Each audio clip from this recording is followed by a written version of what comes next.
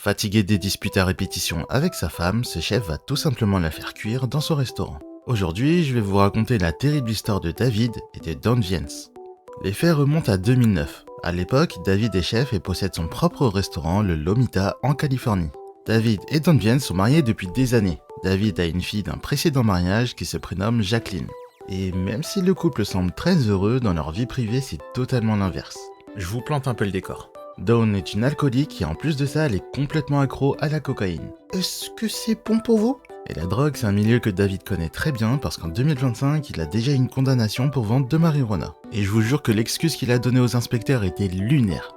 En gros, il a expliqué aux policiers que puisque son restaurant fonctionnait super bien, ça lui permettait d'avoir une activité secondaire. Du coup, il sortait dans la rue, il cherchait des petites frappes comme il disait, et leur proposait d'acheter tout leur stock de drogue pour les revendre ensuite plus cher et faire son bénéfice. Et du coup, à l'époque, il avait conclu un marché avec la police pour finalement travailler avec eux en tant qu'infiltré, et c'est ce qui avait d'ailleurs permis de démanteler un réseau de vendeurs de drogue. Et du coup, il a bénéficié d'une remise de peine et il a écopé seulement d'1 an de prison. Bref, tout ça fait que David ne supporte plus de voir sa femme sans cesse en train de consommer de la drogue, et c'est d'ailleurs très souvent la raison de leurs disputes qui sont parfois très violentes.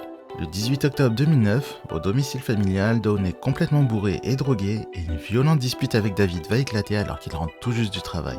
David, complètement blasé par la situation, va décider de coller du ruban adhésif sur la bouche de sa femme, de lier ses mains et ses pieds et de l'enfermer dans le placard avant de poser une chaise devant la porte pour la bloquer.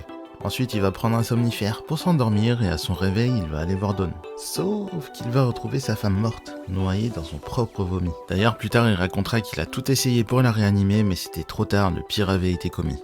Pour camoufler son crime, il va attendre le soir que son restaurant ferme et il va commencer à cuire sa femme dans une cuve pendant 4 jours jusqu'à ce qu'il ne reste plus rien.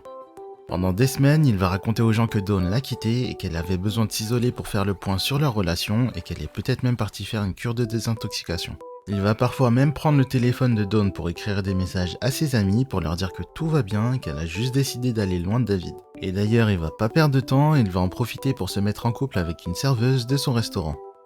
En 2011, il va finalement avouer à sa fille Jacqueline l'accident qui s'est passé ce jour-là, mais il ne lui dira jamais ce qu'il a fait du corps. Il va juste lui dire qu'il n'y a aucune chance que les inspecteurs le retrouvent. David pense pouvoir faire totalement confiance à sa fille, mais il va découvrir qu'elle a tout raconté à la police et qu'une enquête contre lui est faite pour trouver et réunir toutes les preuves. Du coup, il se dit que c'est la fin, il va sauter d'une falaise dans le but de se suicider, mais il va finalement y survivre et finir paralysé. Sur son lit d'hôpital, il va tout avouer aux inspecteurs et il confiera qu'il a cuit sa femme pendant 4 jours et qu'il s'est débarrassé des os dans le grenier de sa mère.